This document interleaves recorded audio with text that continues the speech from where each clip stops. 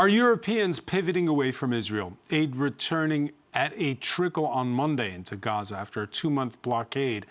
But troops are on the move, and the bombing continues, an average of dozens killed a day in the past week. Israel's prime minister talking up what might sound like a permanent reoccupation of the Gaza Strip. This collective punishment of 2 million civilians, many, says the UN, on the brink of starvation, is exactly the sort of overreaction that Hamas wanted when it perpetrated the worst terror attack in Israel's history more than 18 months ago. At the time, allies insisted on Israel's right to respond. But now, even nations with historical reasons for giving the Jewish state a wide berth are critical. The likes even of Italy, the Netherlands, Germany, and the UK, which has just summoned Israel's ambassador while suspending free trade talks. It signed a communique with Canada and France, which may recognize a Palestinian state next month. We'll ask how far the pivot's gone since October 7th, what sort of future for Palestinians and for Israelis. Today in the France 24 debate, are we witnessing a tipping point for Israel's European allies? With us, the co-chairs of the peace-building advocacy group, A Land for All.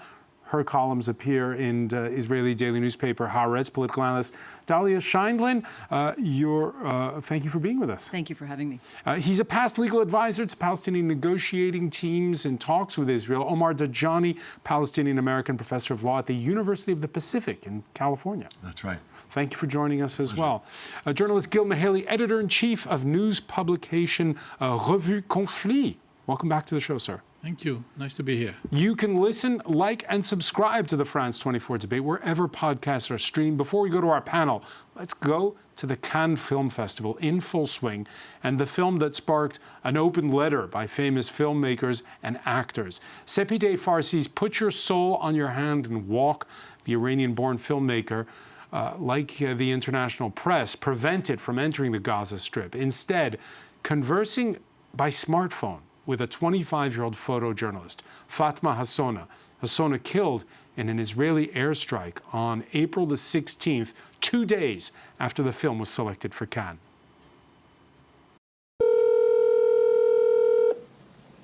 Where are you now? I'm in North Gaza. This is my neighborhood. No one live here or there or there. There's no one. When the war started on October 7th, I was traveling around the world, presenting my last film that talks about a war I've personally experienced as a teenager in Iran. I decided to go to Cairo in order to cross through Rafah, but I couldn't because all the roads to Gaza were blocked. Instead, I started filming Palestinian refugees who were just arriving from Gaza. Through one of them, I came to know Fatem. I'm a photographer. Yes, I saw your photos. Meeting her was like a mirror held in front of me that made me realize how much both our lives are conditioned by walls and wars. You have many options to die here in South Gaza. You can die by bombing or fear, starvation. Each of our conversations could be the last one, as Israeli bombs fall everywhere in Gaza all the time. I miss so much. Yeah, me too. So every time we connect, and I can see her face, it feels like a miracle. Sepideh Farsi joins us from the Cannes Film Festival, and real life has caught up with the film that's in presentation, your documentary, what with the news cycle being so tied to this tragic story that unfolded, a personal tale. And the fact that it is a personal tale really resonating, it seems. Yes, it does. This is exactly what I tried to do when I started this project. Some way within the first months of the war, after the October 7th attacks, I realized that there was a big piece in this puzzle that was missing. The Palestinians' voice from inside Gaza was missing for me, and people were talking about them from different points of view, but they were not there. They were just figures and statistics. So I tried to break that for my own need, first of all, as a person and as a filmmaker, to go there and to get that voice. And because I was blocked, and miraculously by meeting Fatem through a friend online, this project started, and it was a lifeline that was held for a full year until it broke because of that Israeli missile attack. Yeah, and you're saying that, you said in an interview there's suspicions the missile attack may have been deliberate? Well, Forensic Architecture conducted a report on it. They did ballistic studies, and based on the proofs that they had, it was a clear targeted attack operated by precision missiles, 2 missiles that were launched by drone on her house. So it apparently is very similar to other attacks against other journalists in Lebanon and in Gaza. So that is the conclusion of the Forensic Architecture report. Sepideh Farsi, you're in Cannes, where there's parties and it's glitter, getting the world's attention, just like getting the world's attention when there was the Women Life Freedom movement taking place over months inside of Iran. How difficult is it? I don't know. It is very difficult, and yet there's, I think, an acute need for many people to talk about this, and it's growing. I observe it more and more. I walk on the Croisette, and people come and hug me and cry. Those who've seen the film, or those who've read the articles and haven't yet seen the film, or just have heard me speaking about this. I have a feeling there's a deep wound, first of all, because, well, it started with the attacks of 7th October, but it wasn't then only that. It's all that has been unfolding, and it's the incapacity of our societies in the Western world, at least, to talk about it. You know, we've been hiding it. We've been closing doors, pushing people, not allowing them to talk, to rally, to take positions, and it's been hurting a lot. And now it's very acutely. I mean, the genocide is in course of progress, and we need to do something. So I have a feeling it's time to do something, and there's a great need to talk about it within ourselves and with the Palestinians and with the Israelis, all of us together, to stop these massacres. There's been plenty of talk here in France, Sepideh. We've had rallies for both sides, pro-Palestinian and supporting the Israeli side ever since October the 7th. When you say that there hasn't been much talk about it, what do you mean? Well, there have been many cancellations. I'm sure you're aware of it. I'm talking about, well, rallies there have been, but many rallies have been attacked. Many have been canceled. We have like this Urgence Palestine, for instance, dissolution. Why? What is this? You know, for instance, I mean, this is just an example. There are rallies, not that there are not, but there are also there's resistance about when you're talking about this issue. This is recent. What we're talking about now is opening up recently. It wasn't this way for the past year and a half. You know, this is the recent months only that it's really opening up into something which is still not there exactly, because we're still looking for words, how to address it, how to talk about it, which terms to use or not to use. There's a lot of, how would I say, frilosité is the word in French. I mean, shyness or, yes, in addressing the issue. And I think it's time to name things and to move forward to stop it. Sepideh Farsi, many thanks. When will you know, because your film has been selected for one of the competitions at Cannes, when will you know, when is awards night? It is the documentary award, L'Œil d'Or, the Golden Eye, and it'll be on Friday noon. All right, we'll be definitely watching out for it. Many thanks for joining us here in the France 24 debate. I'm sorry, but I think it's outrageous. Since 1982, the war in Lebanon, we are talking about the Palestinians constantly. there is criticism of Israel everywhere and constantly, especially in Western media, saying that it only started recently, that there is resistance is outrageous. You can say anything you want about Israel. But since at least the Lebanon war in the summer of '82... You're talking about here in France? Everywhere. Okay. All over the planet, Israel is guilty and the Palestinians are victims. Israel is committing war crimes. We forgot 82, 83, what happened in Lebanon and how it was covered by the world news and how it was, what were the reactions among world public opinions. Donc saying that we discovered today that they were silenced and at last we can talk about something is outrageous. Sorry. Now we can talk about real things. Oh, Dalia Shineman, let me ask you, inside of Israel, what's the conversation when it comes to, again, what's happened in the last week with dozens killed in Gaza every day? Well, remember that the government basically announced about 2 weeks ago that it has a plan for an expanded war in which it intends to take over Gaza and ultimately bring it under Israeli control. It talked about specific territories within Gaza, and the government specifically said that part of that plan is to encourage Gazans to leave. So first of all, let's start with what the government is saying. In terms of the conversation among the public, honestly, the public is completely consumed by the aim of getting the hostages released. And for that aim, we know from consistent survey research that between 60 and 70, up to 73% of the Israeli public would prefer to end the war in order to get the hostages released. So this is the conversation. There is a majority of Israelis who are extremely angry at the government for expanding the war at what they see as the expense of the hostages' lives. I have to say, and I think it's, a deep moral stain, that the conversation is not about the casualties in Gaza, which have reached, frankly, closer to 100 a day. When I look at on social media, the timelines are filled with images of Gaza every day. It's painful to watch.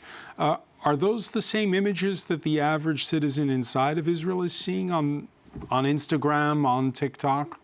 All the information is available. Any Israeli who wants to see what's going on in Gaza has that information. Every Israeli has a smartphone. We have very high cell phone and smartphone penetration rate. So they can see it if they want to. I think that we shouldn't overstate social media. What it has done is make a lot of information accessible, but also expanded the opportunity for people to silo themselves within their own preferred forms of information. And that, of course, generates an algorithm that shows them what they want to see. And so there are those who choose not to see it. And we also should admit that there are those who choose to see it and they're not unhappy about it. That does characterize a part of the population as well. Omar Dajani, let me ask the American side of you about what it's like on campus these days, because we have seen a lot of coverage of what happened last spring. What about now? Is everybody in their silo, as Dalia puts it? I think to some extent, but I think what's really striking on campuses is that over the last year, because of very significant suppression of campus protests regarding Gaza from university administrations, and even more recently from the government, from the Trump administration, there was a period during which students were afraid. Students were afraid of being expelled. Some students afraid, of course, of being deported. And there was a bit of a silencing of dissent. And what's striking is that over the last few weeks, that's changed. We see American students engaging in a hunger strike to try to bring attention to the deprivation that Palestinians are suffering right now. You see them in all sorts of different spaces, TikTok, in sit-ins on their own campuses, and in demonstrations to government saying, we can't stand it anymore. We're going insane watching this daily grind of violence. And I think governments are starting to take notice. Certainly members of Congress are. All right. We're seeing that the first aid truck since March the 2nd entered the Gaza Strip on Monday at a trickle. The UN says it has not heard of trucks entering this Tuesday, although the day's not over yet.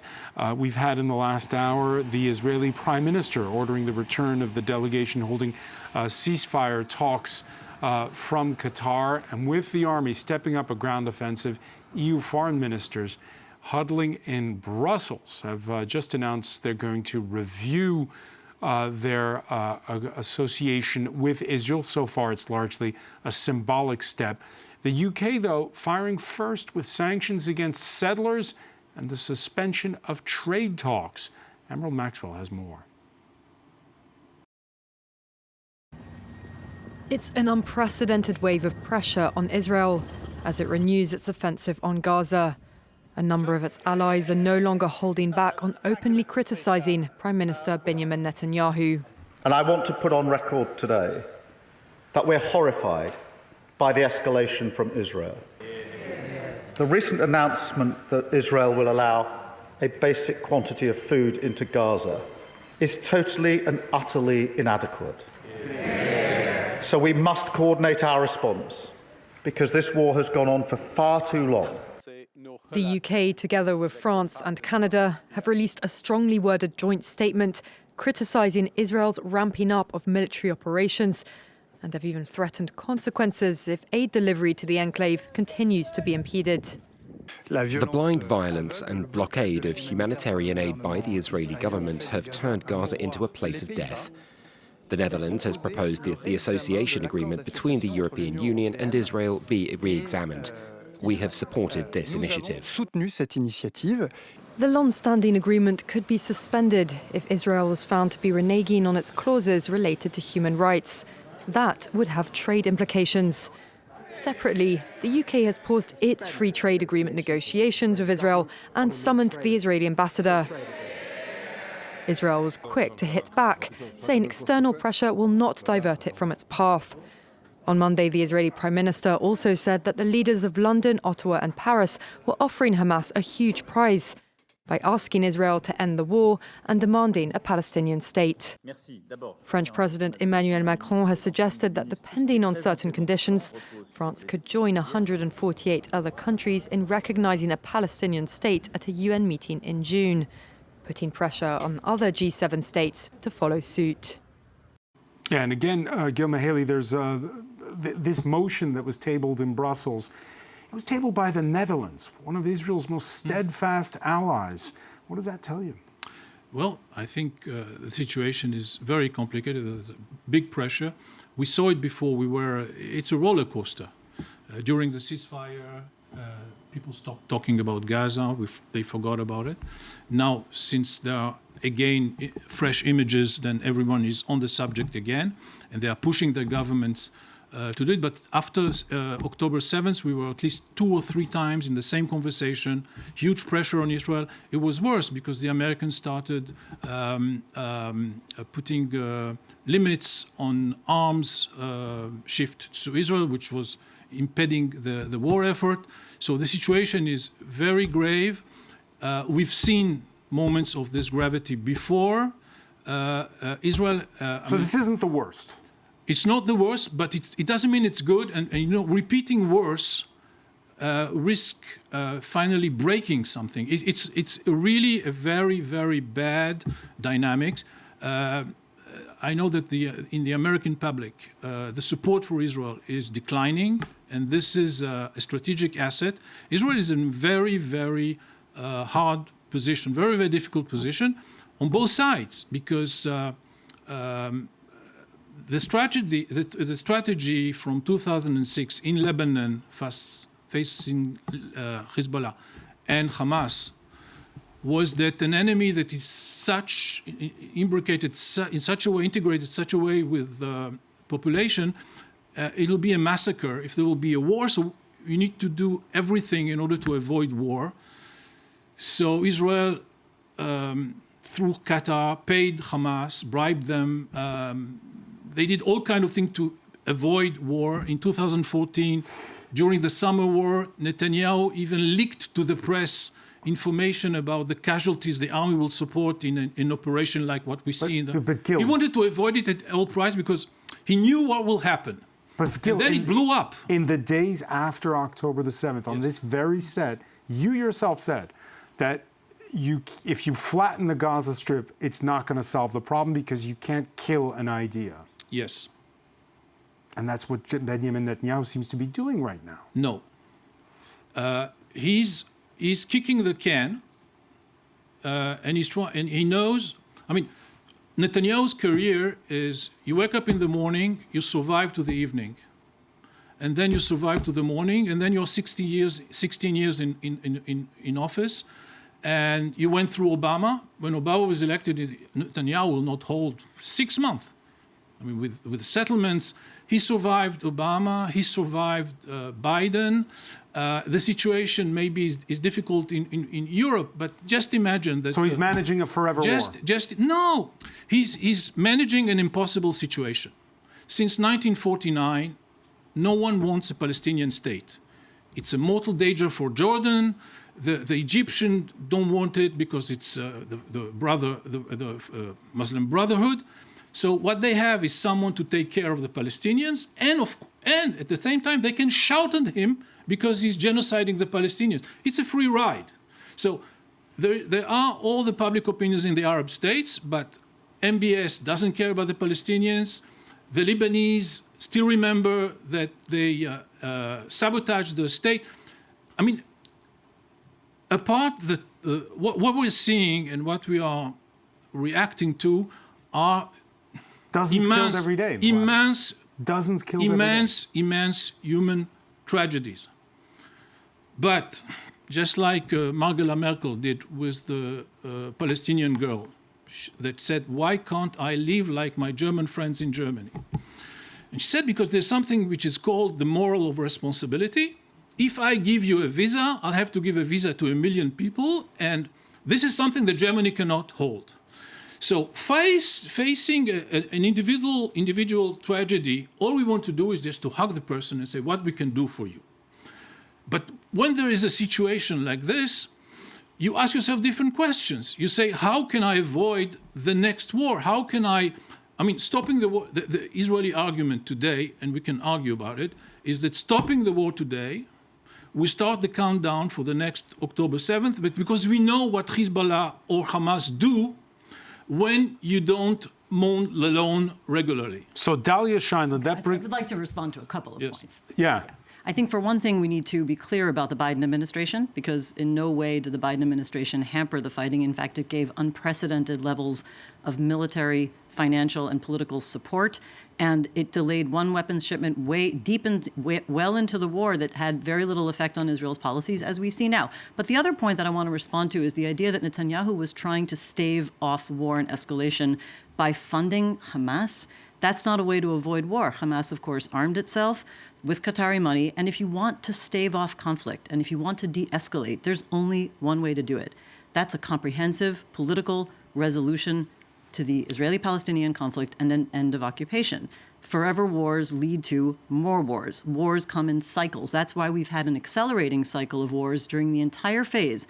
When the Israeli government said it was managing the conflict, 2008-9, 2012, 2014, 2021, I could go on, and it will go on unless we reach comprehensive political resolution. So Omar Lajani, tell us about what a land for all does, because you're trying to find another solution rather than playing whack-a-mole.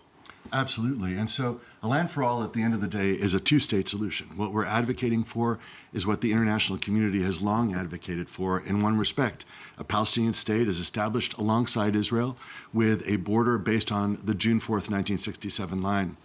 But where we're different is that we understand that one of the major impediments to achieving that two-state solution is the fact that more than 700,000 Israeli settlers currently reside in the West Bank, including East Jerusalem. And that presents a real challenge. And so what we have undertaken to do is to create a vision that is responsive to that challenge. How? By changing not where the border is, but instead what kind of border it is. We embrace a framework of freedom of movement and freedom of residence for all Palestinians and all Israelis, gradually implemented over time to ensure that both peoples have security. And through that means, we find solutions to the problem of settlements. The settlers could become permanent residents of the state of Palestine. We have a solution to the problem of Palestinian refugees who seek a right of return to Israel and could become permanent residents of the state of Israel without upsetting Israel's democratic, without upsetting the fact that Israel would remain, have a democratic majority of Jews. And we have a solution to the problem of how to divide Jerusalem. Instead of dividing a city that is indivisible, we share it within a regime of partnership. How come this hasn't been done before? It's a great idea. It was proposed actually before. I mean, it was the basis for 1937, actually. It was the basis for the 1947 partition plan, it is something that should be advocated at this juncture. I think the reason it hasn't been done before is that during the Oslo process, a different idea dominated. The idea was... This was after 1992. Yeah, thanks very much. So from 1993 onwards, the peace process that was inaugurated by Bill Clinton embraced a different idea, and that was that the way to achieve peace was by segregating Jews from Palestinians. Us here, them there, as a famous campaign slogan put it at the time. And we say, you know what? Both peoples should have self-determination. Both peoples should have a state. But these two states need to be not only adjacent to each other, but intertwined in a way that our lives already are. So I have just a question. Why wasn't a Palestinian state created between 49 and 67 when Jordan occupied and annexed the West Bank and the Egyptians controlled Gaza? And why didn't Sadat demand Gaza in order to give it to the Palestinians, just like he demanded a beach resort near Eilat, and he was ready to give the piece away in order to have 500 meters of a beach resort? You know, I'm not sure if that's the question we need to be asking right now. What we do know is that when we have final status peace agreements with Israel's neighbors, who were their bitterest enemies for the first 30 years of its existence, they have become the most stable allies, hot or cold peace. But Jordan and Egypt have full peace agreements with Israel. Israel made concessions, and those peace agreements have held. You said before that nobody wants a Palestinian state. I think there are two people who want a Palestinian state, Palestinians. And I would like to say, as an Israeli, I think that the non-state situation is the most fertile possible ground for non-state actors to foment violence. The deterioration of the quality of life has been severe throughout the phase when the conflict was being managed, and the separation and segregation policy was implemented most severely against Gaza. And that's part of what led to the current situation. We want to break that paradigm by saying we can have two states. They are already fundamentally interdependent. You can't rip the populations apart. We need a political framework to express that. And if I could add just one thing on that front, I'm sorry, Gil. You know, instead of looking back towards the past, we feel that it's crucial to look toward the future. There are 7 million Palestinians, 7 million Jews in this tiny land that we share. And what our task is right now is to figure out not how to push each other out, but how to share it equitably in a situation where neither side is dominating the other. That's what we owe our children and grandchildren, and that's what we're trying to achieve at this juncture. It's a noble cause. The question that Israelis ask themselves is, in the case of a solution based on a compromise, Palestinians will have a homeland, but they will not have their homes.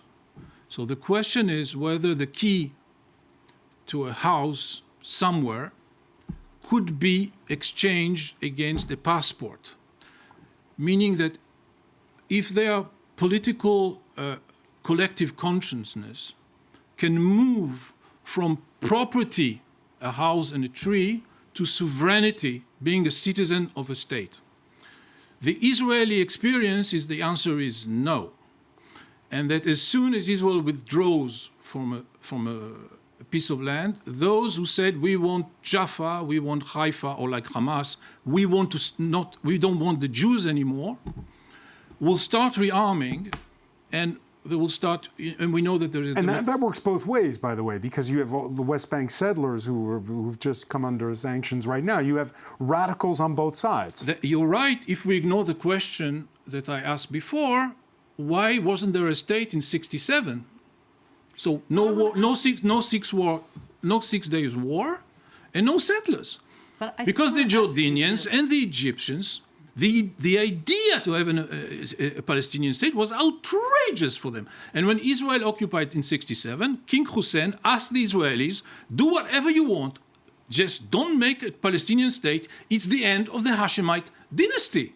I still don't understand why we keep going back to this idea that Israel withdrawing from territory means that there's some danger at the end of it. Israel withdrew from the Sinai, gave it back to Egypt in a full peace agreement with a full, stable state.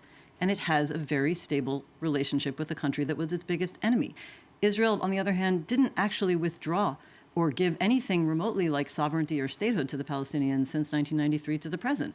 Even Gaza, where it did actually dismantle settlements in 2005, Israel retained near hermetic control over Gaza almost the entire time, over its land and sea borders, airspace, electromagnetic field. Maybe if you actually think about land for peace in the sense of a full peace agreement with a state, you'll reach a different solution based on the precedent that we've seen that history has shown us. And You think like a lawyer, not like a historian. I think like an Israeli who lives there. Yeah, well, And I also think like an Israeli who's been working on this issue pretty much for the last 26 years. When I was doing public opinion research for the negotiations of the Camp David two-state negotiations in the year 2000, I've been doing public opinion research on the issue ever since. And I've also been examining as a political scientist every possible solution that has failed, that has not failed, comparative examples. I don't think we have a precedent for showing that what we're doing now, what has been happening for the last 15 years, would lead to anything other than further escalation. All right, let me put that question, though, Omar Dajani, to you. Again, how do you deal with the radicals on both sides in your plan? So the starting point is Because we've done, just to interrupt, sorry, we've done so many debates here where one person can just blow up the conversation just with one buzzword like Sabra and Shatila, or can start. You just use these words that they know the other side. That ends the conversation and everybody becomes polarized. So there are so many polarizing words, I think when we try to figure out how to reduce polarization and extremism in Israel-Palestine, a starting point on the Palestinian side is to give Palestinians their rights. When we look at the Palestinian Authority, its legitimacy is very low right now. Palestinians look at it and they see a government that has failed to achieve what they hoped it would achieve at the outset. And the main problem that they have is not corruption, though that's an issue. The main problem that they have is that over these last 30 years, the Palestinian Authority has failed to deliver them freedom, failed to deliver them an end to checkpoints, the ability to move around their own country in freedom, to travel and get an education, to be able to trade easily and freely with people in their country and outside of it. And I have a firm conviction, based on having lived there, based on having spent time trying to negotiate a way past this impasse, that the best way for us to empower moderates in Israel-Palestine is to create a framework that people can believe in, a framework that provides benefits for both sides. Do you need then an outside actor to mediate for all of this, or can it just be done amongst yourselves? Look, I think that it is really important for there to be a multilateral process in which a range of international actors are involved, and that's in part because there is a really huge power disparity between Israel and the Palestinians, economically, militarily, and in terms, as Dalia pointed out, of political influence globally. And so there is a need for international intervention. So who do you turn to in 2025? In this context right now, I think it's got to be a coalition. I think it's great that Europeans and Canadians are taking action. I think it's important for the United States to get into the mix. I think the Trump administration is, at this juncture, hard to predict, but to say the least. We all agree on that. Yeah, exactly. But is doing interesting things, and doing interesting things in part because at least some people in the administration perceive an interest in moving forward toward peace. I mean, it's not an accident that the Trump administration has been focused on the Saudi horizon, and that is in part because of the economic relationships between I thought because the he's United playing States. golf and they told him it's the Gulf states. It's because they see Saudi Arabia in part as a stabilizing force in the region. And whatever one thinks about Saudi Arabia in a broader sense, I think it has played that role. And I think that they look at the Israeli government, the Netanyahu government, and they see an actor that is chaos making rather than stabilizing the region. And that, I think, is one of the things they're really concerned about. That handshake last week between Donald Trump and Syria's new strongman, Ahmed al-Sharaa, is that part of the reason why Benjamin Netanyahu has been doubling down this past week with these airstrikes inside of Gaza? No, I don't think so.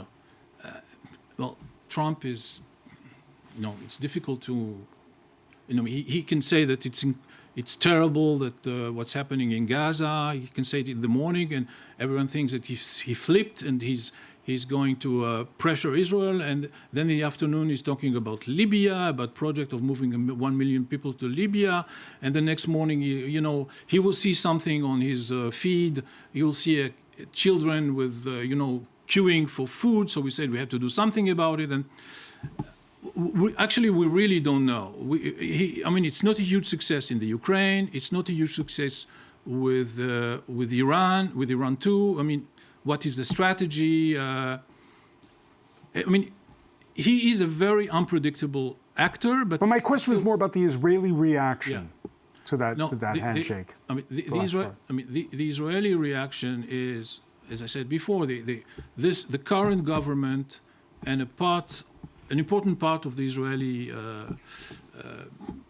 public, those who vote, believe that there is no possible solution with actors like Hamas or Hezbollah, and globally, the idea is the Lebanese model. Israel eliminates the radical actor, and if there is a political actor that can profit from this maneuvering space, then something will be built. So in Lebanon, it didn't fail yet. It could succeed, and there is a very strange. What's happening in Lebanon is exactly what Israel wants for Gaza: a ceasefire with Israel as the lifeguard. It's Israel that decides. But here we're talking about Syria, where it's a whole different story. Donald Trump is lifting sanctions. Yes. Why? Why is Iran ready to talk?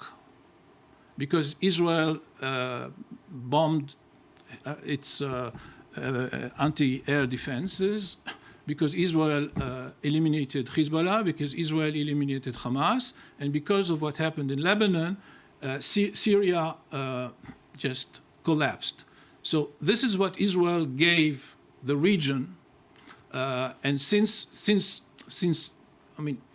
Israel is, since Netanyahu has a very short, his policies is, as I said before, surviving from morning to evening and from evening to morning.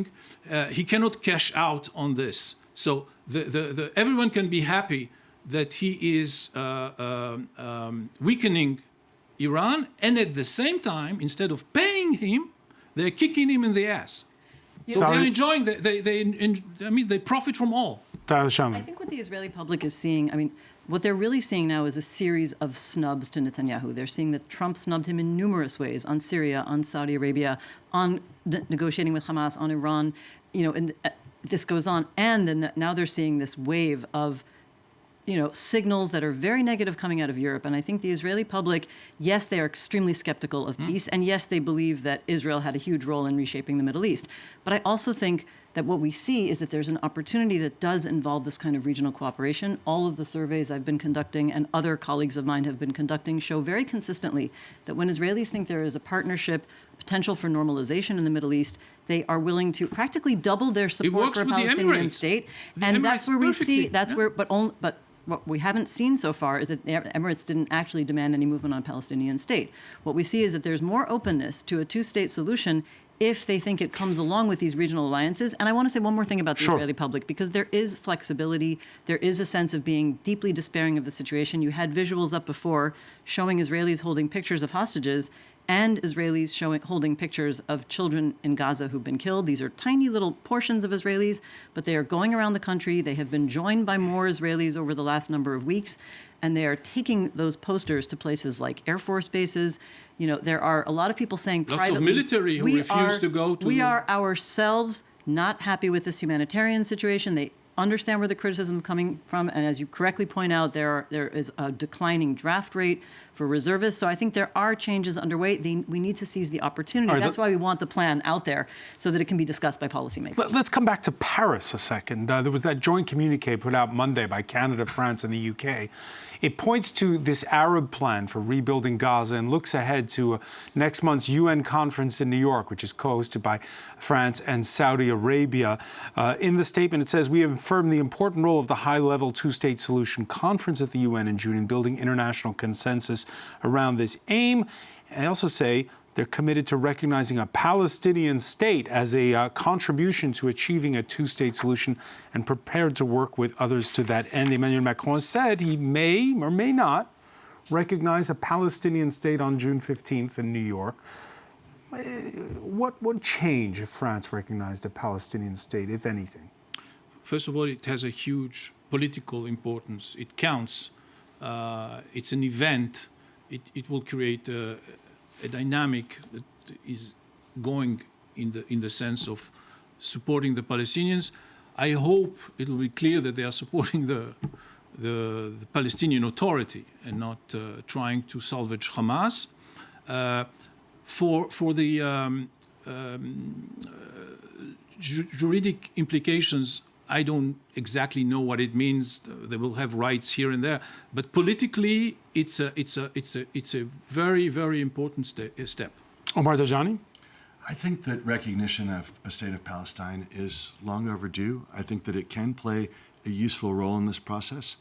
But in order for it to be transformative, in order for it to change the situation on the ground, I think it, A, needs to be linked to a recognition that the basis for the territorial basis for that Palestinian state will be the June 4th, 1967 line, by pointing to a recognized border that Israel hasn't had through its history and that the Palestinians haven't been able to enjoy either. I think France can help move us in the right direction on that front.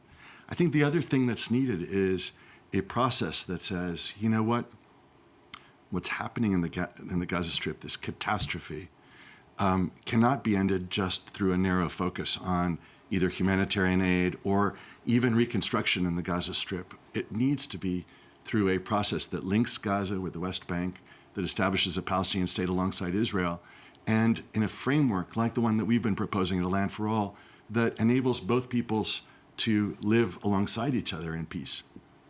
Alongside each other in peace, are the stars aligning? There is this pendulum shift, as Dalia was mentioning earlier, right now in the region.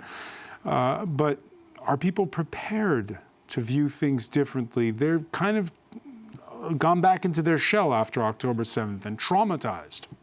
I think that's true, and I think that we're going to need a period of stabilization, but that shouldn't distract us from where we need to go. I think what we've been arguing in part is that for too long we said, well, we'll wait to figure out what the end point of a process is until the populations are ready, until we're just on the verge of achieving it. And I think that strengthened spoilers. It strengthened opponents of peace.